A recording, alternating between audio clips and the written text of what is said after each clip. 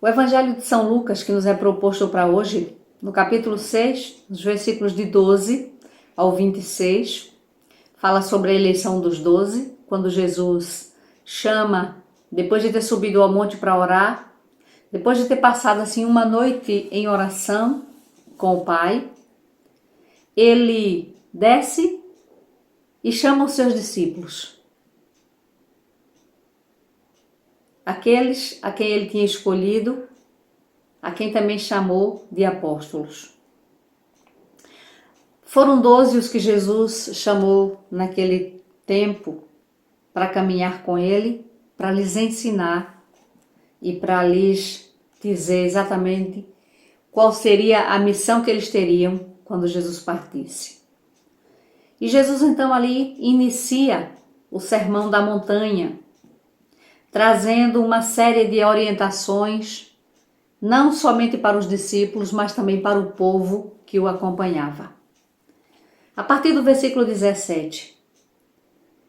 E descendo com eles, parou num lugar plano, e também um grande número dos seus discípulos e grande multidão do povo de toda a Judeia e de Jerusalém e da costa marítima de Tiro e de Sidom vinham ter com ele, os quais vieram para ouvir e serem curados das suas enfermidades, como também os atormentados de espíritos imundos eram curados. Toda a multidão procurava tocar-lhe, porque saía dele virtude e curava a todos. E levantando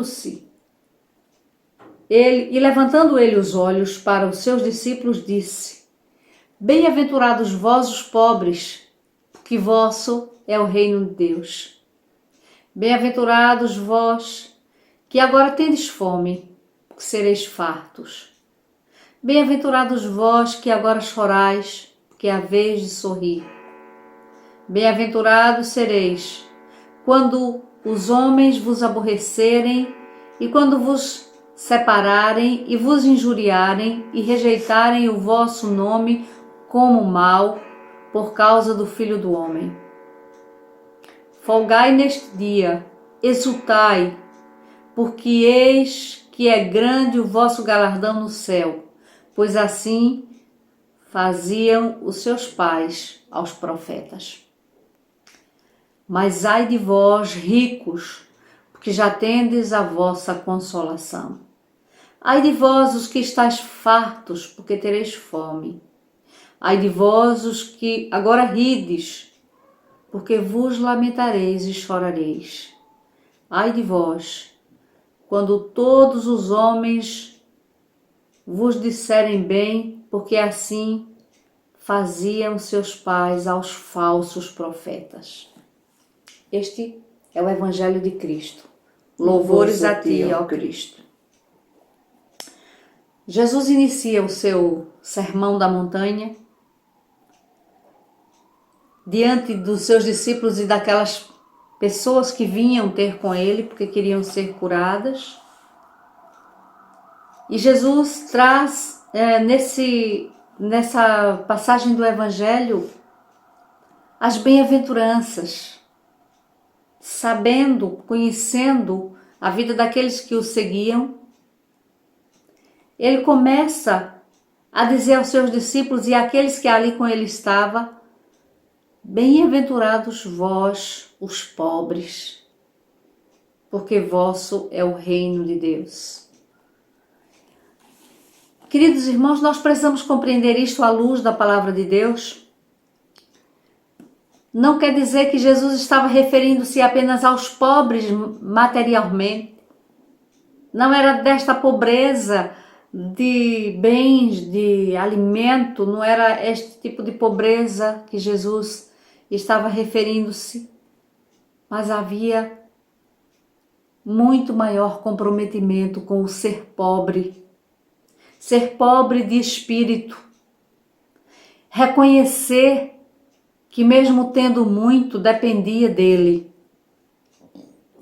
Bem-aventurados os que tendes fome, porque sereis fartos. Bem-aventurados os que agora choram, porque hão de rir. Parece que esse evangelho é tão atual para os nossos dias de hoje, não é? Nós vemos tantos pobres, nós vemos tantos a passarem fome, nós vemos tantos a chorar. Nós vamos vendo tantos servos de Deus em alguns países sendo perseguidos por causa do evangelho. E Jesus diz para estes e diz para nós, qualquer que seja a nossa situação, que nós seremos bem-aventurados. Porque esta situação em que nós vivemos neste momento, neste tempo, ela não é definitiva na nossa vida.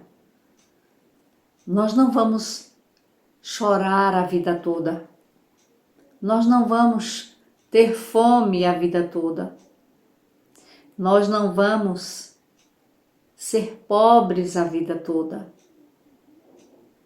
Nós não vamos ser perseguidos a vida toda.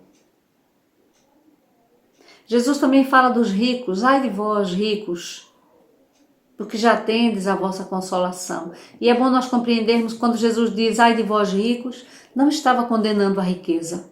Estava condenando a avareza. Aqueles que tinham muito, mas que eram incapazes de atender ao clamor do outro. Aqueles que tinham para abastar-se a si próprios, mas que não era suficientemente humilde ou grato para perceber que o outro precisava ser alimentado. Jesus também diz para aqueles que estão fartos, vocês que estão fartos, vocês que desperdiçam, vocês que não agradecem, vocês irão precisar. Vocês irão necessitar. Vocês irão chorar. Aqueles que riem agora vão chorar depois. Mas aqueles que choram agora vão sorrir depois. Há tanto para se compreender nestas bem-aventuranças, neste início do Sermão da Montanha, e eu penso que Jesus queria tocar o coração, chegar no mais íntimo, no mais profundo ser de cada um de nós, para que nós pudéssemos compreender que nada é definitivo.